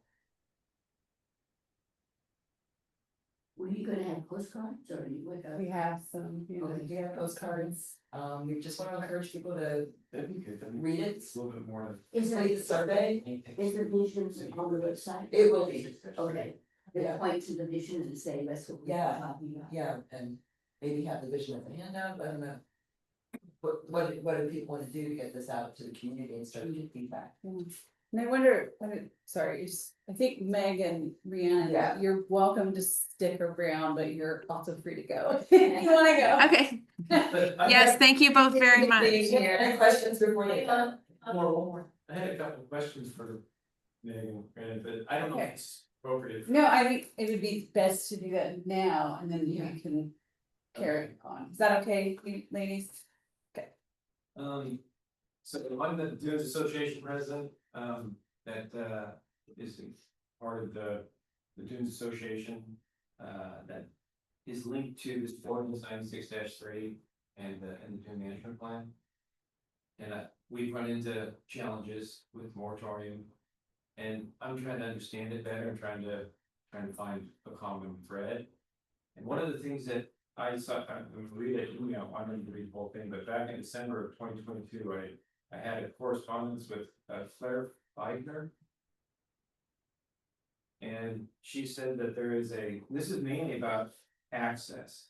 And then I think the access along the dunes have deteriorated because of the moratorium or in conjunction with the moratorium, and that's what my association members are saying, and they've written letters to the city about that. And you refer to something called a Coastal Shoreline Public Access Planners Handbook. And is that something that the city has, and is that then, it said back then that it's scheduled to be finished in 2023? And I think that's an important thing for me to understand and for the community to understand about. There is a handbook for providing safe access. I think, what is that? I actually sent an email to you, Layla, but I used the wrong email address for something about it. Oh, like you did? I don't know, but you didn't get it. Do you have a short answer for that, or is that a follow-up? Can I get a copy of it? Sure, yeah, it Yeah. was published in 2024. We sent it to all the local governments, Yeah, I so. think I found it, but I wasn't sure. It said 2023. I think I have it. And is that something that you give to land use planners that this in the city and say, use this, that have frontage to the ocean? Yes, yep, Is yeah, that we sent it to everyone on the coast. I don't know. It's on our website. That's what I mentioned earlier in my intro, like that's part of the resources that we have on Goal 17 updates. I will say though that it's not necessarily just about safe access, it's about just the whole of public access to coastal shorelines. And so it's a broad, somewhat, I would say, a comprehensive look at public access. And it does include model comprehensive plan policies, which is what I mentioned earlier, and our inventory of sites. Yeah. And the city, just to be clear, the moratorium has nothing to do with that. The No, moratorium is view grading, and the Yeah, city yeah. is maintaining You agree. our portion of the beach access, which is within our jurisdictional boundary. Everything beyond that Is the is on state. OPRD. The state. Huh. So we have like the Right. first 10 or 15 feet is what we're defining. Yeah, I think I got it. I'll confirm that. I'll send it. I think I got your email, Meg or Brianna, so just want to make sure I had the right one that I pulled down off your website. It should be the one. I'm not finding a chat function on here, but yeah, if you email one or both of us, we can send you the link. Why don't you shoot it to me, Brianna, and I'll get it out Okay. to the whole group. Okay, that'd be awesome. No problem. One other thing, that there other dune management plans that have been adopted in the state? And I think there are. I think there's 4 or 5 of them, including ours. And the question I have is, have they run into moratorium issues or challenges with the view grading or the access and is there a history there that we can learn from? Yeah, so there are 6 that are currently in place right now. Seaside is currently updating theirs, and Cannon Beach just recently updated theirs within the last couple years. Cannon Beach also removed view grading from their 4D management plan as an option as well. So they still allow remedial grading as well as preservation grading and emergency access grading, but not view grading. And so they are the only other jurisdiction right now that has removed or is not currently allowing view grading. The other plans do allow it. We're noticing a public shift away from supporting view grading. So as we see more plans updated, that's probably something that we're going to see more of, depending on the jurisdiction and the community's push for or against it, basically.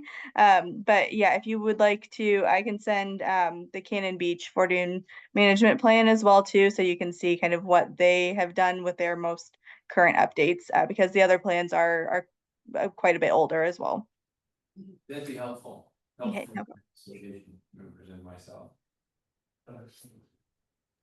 So can we send that one to Layla as well for distribution to the group and everybody can see it? And I love it because I kind of felt for myself, this is exactly what we're talking about Right. for the meeting of people having good information, Right. understanding what standards are, having an emotion about something and how we make it into a good, productive conversation that night and get the feedback. So it's excellent. Yeah. Good practice for me to do. The 4 types of grading were view grading, remedial grading, and what were the other 2? There's preservation grading, emergency access grading. There are quite a few of different types of grading across the states or across the jurisdictions in the state. Preservation grading, I believe, is only in Cannon Beach's 4D management plan. Do you know what that means? Preservation rule? Yes, yeah, so it has more to do with the preservation of the natural landscape itself and habitats. And so it's like specific to preserving the function of the dunes rather than preserving the property itself. Where would safe access grading fall into? Which category? Emergency. Emergency? Closer to emergency access, yes, yeah. Okay. But within all the different types of grading, maintaining access is a part of that as well. So whether it's remedial or view grading or preservation grading, you're supposed to, or you have to maintain access or make sure that there is an in-kind access way that is created instead. Okay. Thank you. Thank you. Yeah, no problem. Any other questions for Rhiannon or Mike? And if you have follow-ups, you can send those to me and I can. Okay. Okay. Thanks to you both. Yeah. Thank you. Thank Yeah. you. Thank you. Take Thank care. you. So our next team meeting is September 9th. And we have 3 potential things that we could be working on between now and then, which are 2 farmers markets and the council presentation on the 3rd. Yeah. The vision. So we'll make those, just to circle back, we'll make the changes to the vision and get that up on a survey as soon as possible. We'll run it for 2 weeks. And then do the best we can to summarize what we can at the council meeting. Right. Yeah. So council meeting is, it's deliverable for the council meeting. So we, Depending on what we get about. not Yeah. making an announcement at the meeting. So It's go- the intention of that September meeting to introduce it to the community and talk about what we've been hearing from the community and then come back in October for formal. Yes. Okay, so this is just informational in September. Yeah. That's good, it's first time other council members have Right. seen, Exactly. have too, and they're eager to see. Right, and So we normally do it in work session, but I think it needs the. It should be a meeting. So the council meeting's on the 8th and we're meeting on the 9th. Do we meet? well, is because the first. Council meeting is the 3rd. The Is it third, the yeah. first Monday Oh, is they're May ready. the first. Okay.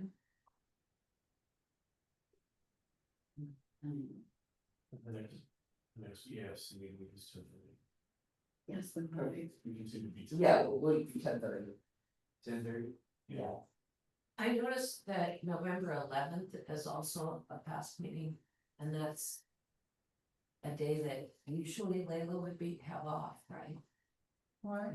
Veterans Day. Usually it's a Monday or Friday. Oh, they'll just observe it on Monday the 10th. And I thought the 11th was always, It's the actual Whatever. whatever, I know, it's my husband's birthday, so I know it's always. so Layla Friday or Monday. may or may not have. I was thinking of whether or not you would attend. I haven't thought that far. Oh, all the 10th.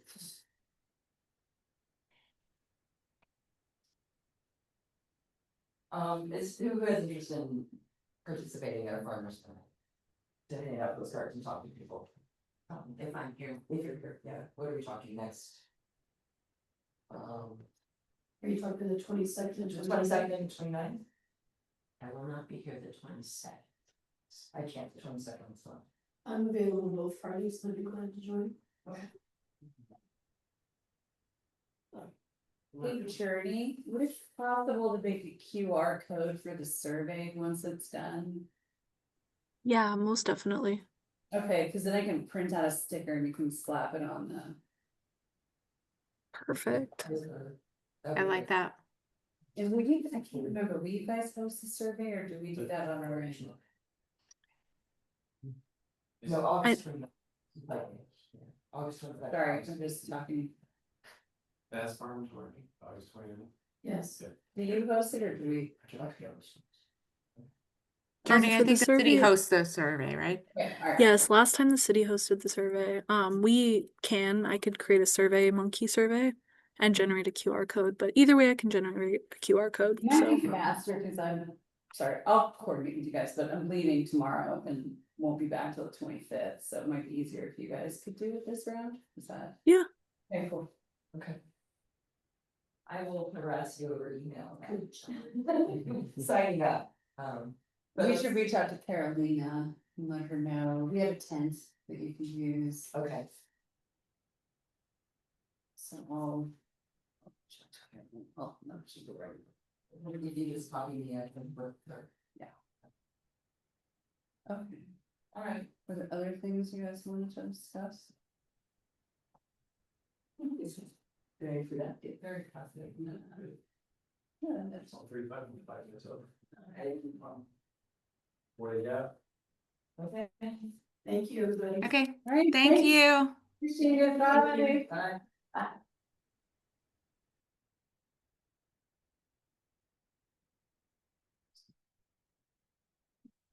So if I represent the I think when I get a completely different about you guys. I think so. I mean, let's do that thing on. Yeah, I'm thinking about that. I'm like, there's a group that cares deeply in the community about it. Who are they? And I told them I lost to it. But Americans is going to be here today. So they will be probably we would be very control. We should. I should be more than happy. Both sides of safety. That's okay. Yeah. And meetings. Yeah. Okay, one of us